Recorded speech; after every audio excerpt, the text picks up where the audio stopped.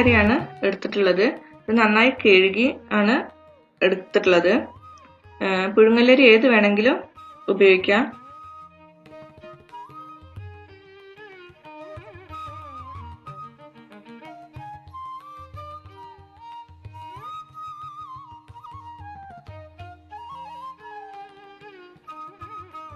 ചൂടായി വരുമ്പോൾ ഇതിലെ വെള്ളമെല്ലാം വറ്റിക്കൊള്ളും.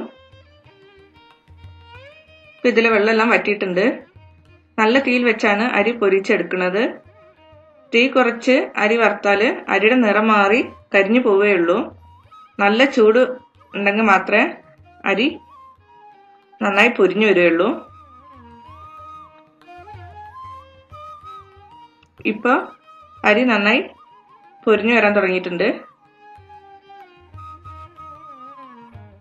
ഇപ്പം എല്ലാം പൊരിഞ്ഞു വന്നിട്ടുണ്ട്. ഇനി ഗ്യാസ് ഓഫ് ചെയ്ത് ചൂടാറിയ ശേഷം മിക്സിയിലിട്ട് പൊടിച്ചെടുക്കാം.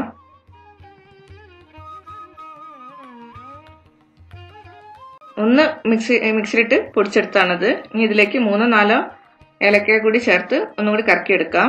ഇനി അരി നന്നായി പൊടിച്ചെടുത്തിട്ട് അതിലേക്ക് 1 കപ്പ് ചെറിയ തേങ്ങ ചേർത്ത് മിക്സിയിലിട്ട് ഒന്ന് കറക്കിയെടുക്കാം. ഇപ്പോൾ ഇത് മിക്സിയിലിട്ട് ഒന്ന് കറക്കിയെടുത്തതാണ്. ഇനി 1/2 കപ്പിനും 3/4 കപ്പിനും ഇടയിൽ ശർക്കര പൊടിച്ചത് ചേർത്ത് കൊടുക്കാം. ശർക്കര മിക്സിയിലിട്ട് അടിച്ച് പൊടിച്ചാൽ ഒരു പേസ്റ്റ് പോലെ ആവുകയുള്ളൂ.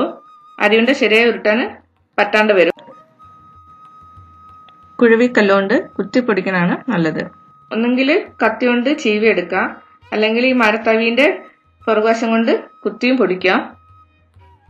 ഇനി ഇത് കൂടി മിക്സിയിലിട്ട് 1-2 വട്ടം കറക്കിയെടുക്കാം.